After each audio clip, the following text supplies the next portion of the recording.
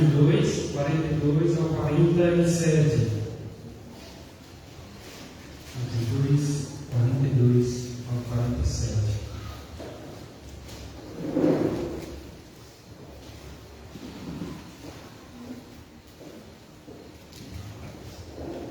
Diz assim a palavra do Senhor. Usa e permita-me pedir que você deixe sua Bíblia aberta nesse texto, por favor. Atos 2, 42 a 47. Perseveravam na doutrina dos apóstolos, na comunhão, no partir do pão e nas orações. Em cada alma havia temor, e muitos prodígios e sinais eram feitos por intermédio dos apóstolos.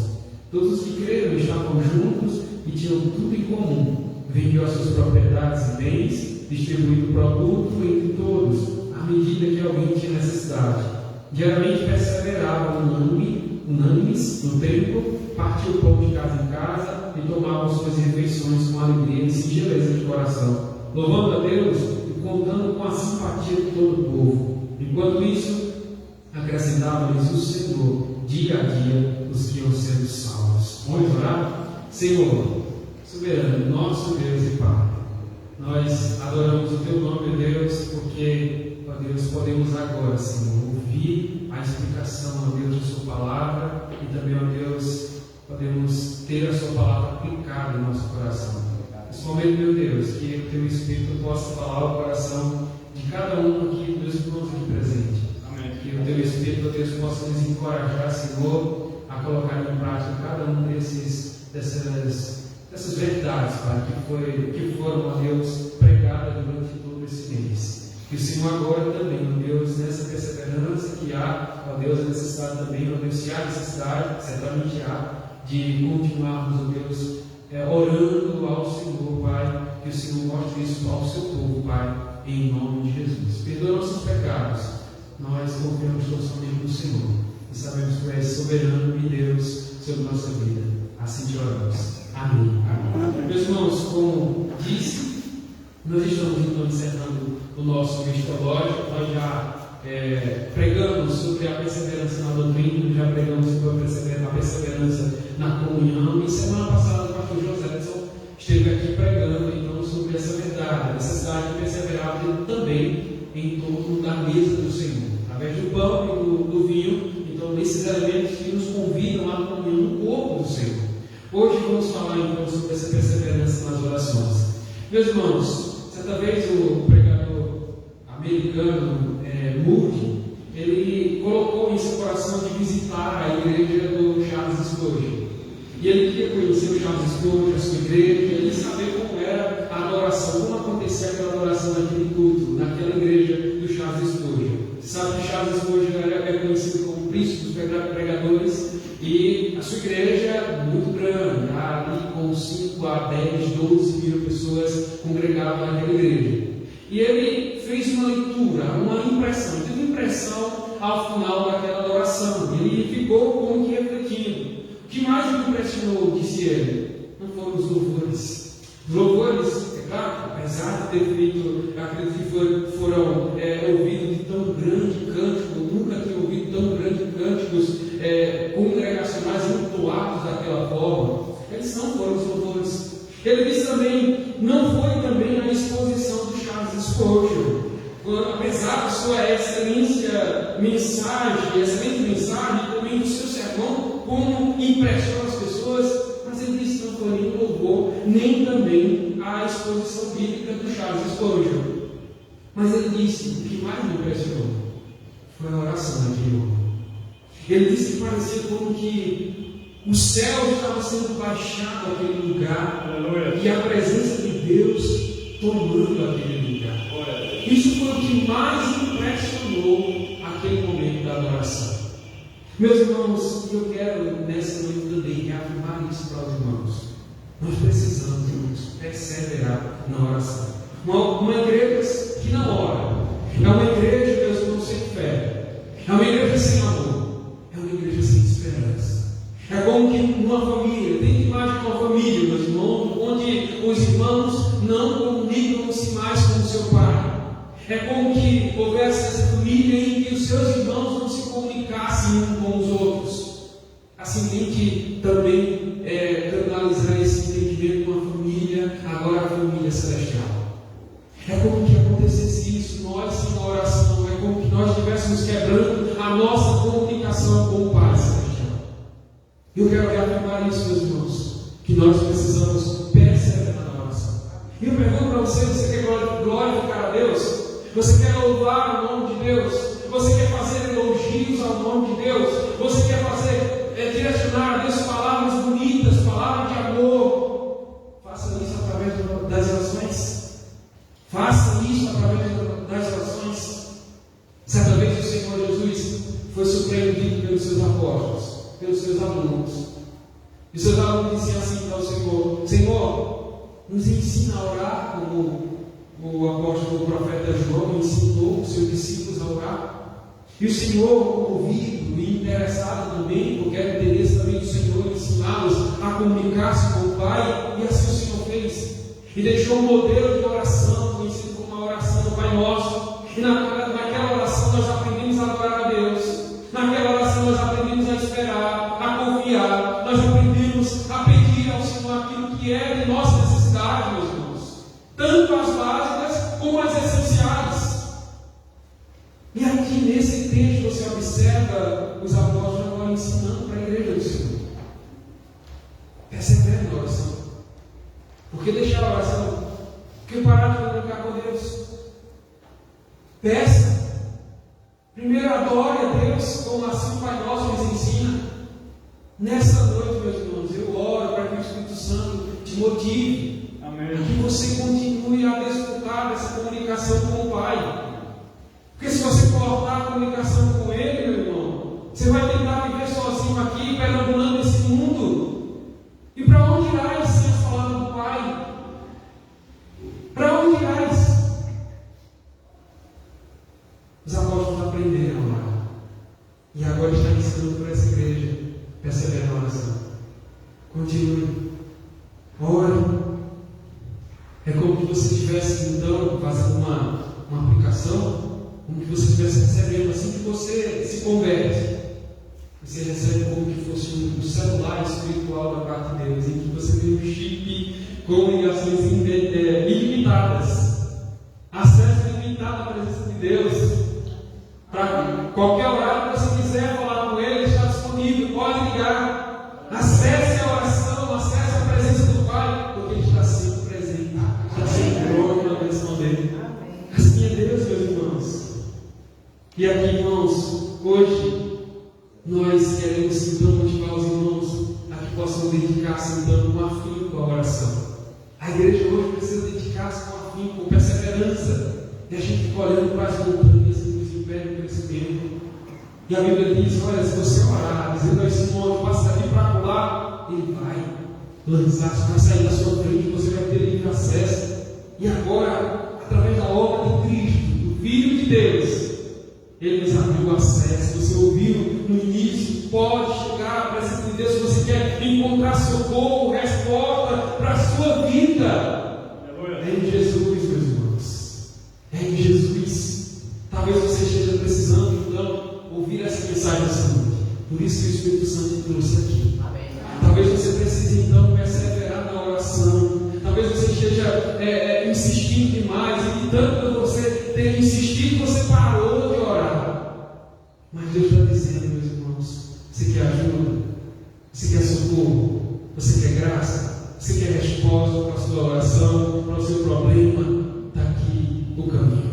É através da oração.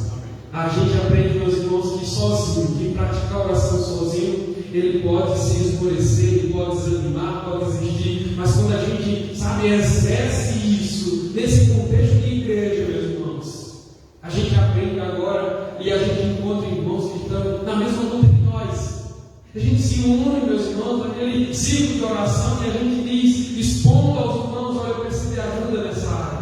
Eu preciso que vocês orem pelo meu esposo. Eu preciso que vocês orem pela minha esposa. Eu preciso que vocês orem pelos meus filhos. Onde que nós vamos em outro lugar? Pense em outro lugar que você pode encontrar força espiritual.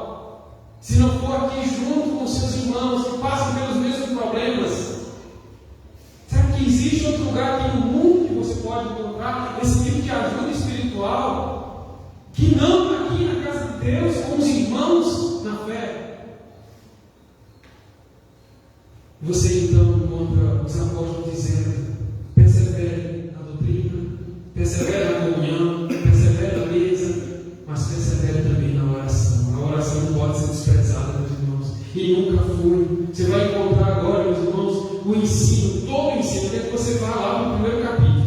Por favor, a gente vai caminhar em todo o livro agora. Quem encontrar o versículo, por favor, fique de pé e leia em alta voz. Mas olha, Hernandes Dias Lopes vai dizer de uma igreja cheia do Espírito Santo: ora com fervor e com constância.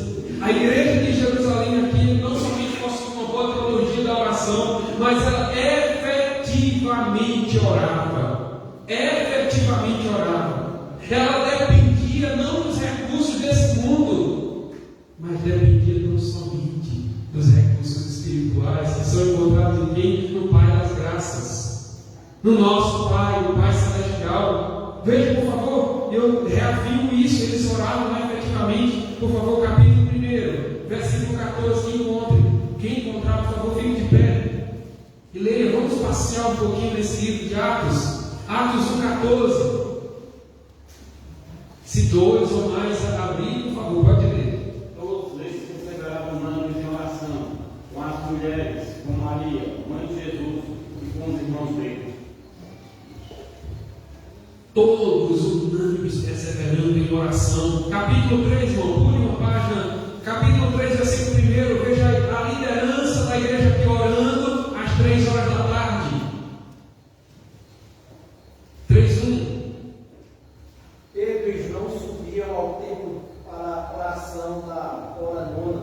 Capítulo 4, meu irmão, capítulo 4, versículo 31. Veja a igreja sob perseguição, orando, o lugar treme, e a igreja agora é cheia do Espírito Santo para agora continuar pregando o Evangelho. 4:31. Tendo eles orado, tremeu o lugar onde estavam reunidos. Todos ficaram cheios do Espírito Santo e com intrepidez anunciavam a palavra de Deus. Passe a página, meu irmão, capítulo 6, versículo 4. A liderança entende que a sua maior prioridade agora é a oração e a palavra de Deus. 6:4. E quanto a nós confiaremos na oração e ao ministério da palavra. Capítulo 9, meus irmãos, versículo 11. O primeiro sinal de Deus que Deus deu para que eles soubessem que Paulo havia se convertido, ele deu a Ananias e disse assim: olha, você vai encontrar Saulo na sua casa fazendo o quê? Orando. 9:11, meu irmão. Então o Senhor lhe ordenou: dispõe e vai à rua que se chama Direita, e à casa de Judas, procura por Saulo, apelidado por Tarso, pois ele está orando. Capítulo 12, versículo 5. Pedro está preso, a igreja está fora, orando incessantemente, ininterruptamente, quando miraculosamente Deus liberta Pedro. Veja o versículo 12, 5. Pedro, pois, estava guardado no cárcere, mas havia oração incessante a Deus, por parte da igreja a favor dele. Amém. Passe a página, meu irmão, capítulo 13, de 1-3. A igreja de Antioquia agora abre as portas para a pregação da missão. E o que eles estão fazendo? Orando e jejuando. De 1-3, capítulo 13. Havia na igreja de Antioquia profetas e mestres, Barnabé, Simeão, por sobrenome Miguel, Lúcio de Cirene, Manaém, Colasso de Herodes, o tetrarca e Saulo, e servindo eles ao Senhor, e jejuando, disse o Espírito Santo: separai-me agora Barnabé e Saulo para a obra a que os tenho chamado. Então, jejuando e orando, impôs sobre ele as mãos, os despediu. Capítulo 16, versículo 25. Paulo e Silas orando, eles na prisão. O que é que Deus faz? Deus abre agora as portas para que eles vão pregar agora o Evangelho lá na Europa. Veja o versículo 25, 16 e 25. Por volta da meia-noite, Paulo e Silas oravam e cantavam louvores a Deus, e os demais companheiros de prisão escutavam. Capítulo 20, versículo 36, meus irmãos. O que acontece? Que Paulo está orando com os presbíteros em Éfeso, na praia. Veja o versículo 36 do capítulo 20. Tendo dito essas coisas, ajoelhando-se, orou com todos eles. E o último versículo, capítulo 28, finalzinho do livro, versículo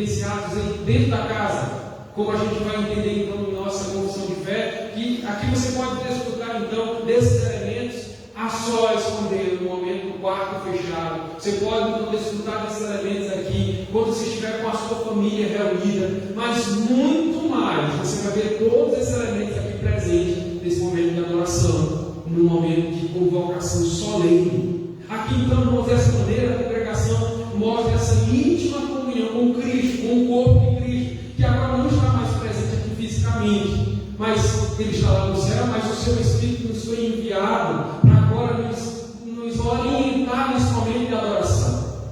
Toda adoração ela acontece em Espírito e em verdade. Aleluia. Dentro então dessa orientação que a palavra de Deus nos orienta, então veja esses fundamentos aparecendo para cada um de nós. Doutrina. Na doutrina o que acontece? Nós conhecemos a Cristo.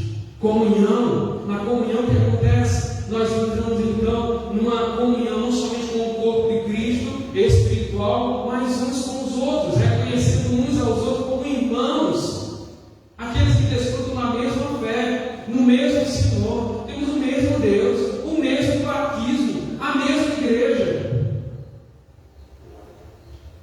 O partir do pão, meus irmãos, o que acontece? Nós desfrutamos espiritualmente dos benefícios da obra do corpo de Cristo, daquela obra dele, quando ele se rende naquela cruz do Calvário. E por que então precisamos das orações?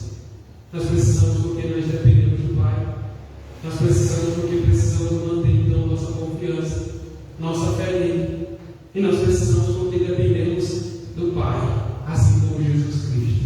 Então você abre sua Bíblia lá em Marcos, no capítulo 1, você vai ver então essa relação do Senhor Jesus Cristo com o Pai. Veja o capítulo 1, por favor. No versículo 35, ele vai dizer assim: tendo se levantado ao tomar lugar, saiu para um lugar secreto e adorava. Procuravam diligentemente Simão e os que com eles estavam. E tendo encontrado, disse-lhes: todos te buscam. E Jesus, porém, lhe disse: vamos a outro lugar, as povoações vizinhas, a fim de que eu também pregue ali, pois para isso é que eu vim. Então foi para toda a Galileia, pregando nas sinagogas deles e expelindo demônios. Mas quando encontraram Jesus, o que ele estava fazendo? Orando. Se você abre sua Bíblia também lá em João, Evangelho de João, no capítulo 11, por favor. Após a ressurreição de Lázaro, no momento da ressurreição de Lázaro, o Senhor faz uma oração que nos surpreende.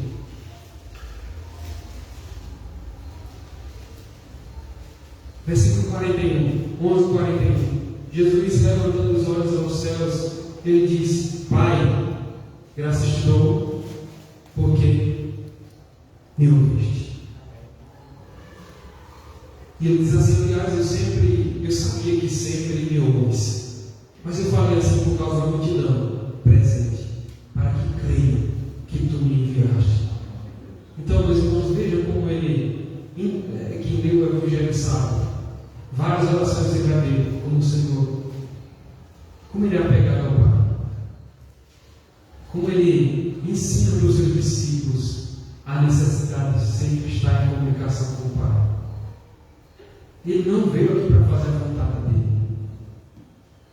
Ele não é um egoísta, mas ele deixou claro: eu vim para realizar a obra do Pai. Alguns quiseram desviá-lo do caminho, os seus discípulos também mostraram um ministério mais popular, para abraçar multidões, para alcançar o povo, para realizar milagres. Ele disse: não, a gente precisa cumprir a vontade do Pai. Eu preciso ir pregar em outros povoados, preciso pregar em outro lugar, porque outras pessoas precisam ouvir a respeito do reino do meu Pai. E ele, como que ele sabia dessa comunicação? Através da oração. A minha comida consiste em fazer a vontade daquele que me enviou, em realizar a sua obra. Ele não veio para fazer a sua vontade. Irmãos, eu quero então encaminhar para o final. Eu quero mostrar para vocês como que nós podemos Porque Paulo vai dizer assim que nós não sabemos orar como convém. Mas o puritano Thomas Boston, ele, sobre o que deve, sobre o dever de orar, ele diz assim: devemos orar pelas coisas agradáveis à vontade de Deus, revelada por Deus, e por essas coisas somente. Ele diz assim, citando capítulo 5:14: esta é a confiança que temos nele, que se pedirmos alguma coisa segundo a sua vontade, ele ouve. E sobre como devemos orar, ele responde. Se você quiser orar de uma forma acitada para que Deus venha te responder, ele diz assim: olha, com sensibilidade, com fé, sinceramente, fervorosamente, com vigilância, com perseverança e dependência. Concluindo então, meus irmãos, embora possamos pedir a Deus qualquer coisa que desejarmos, todavia você deve saber que Deus não é como um gênio da lâmpada mágica, qual você tem 3 pedidos para fazer para Deus, e o pedido que você vai fazer automaticamente vai ser respondido. Não é assim. Alguns Nicodemos ensinam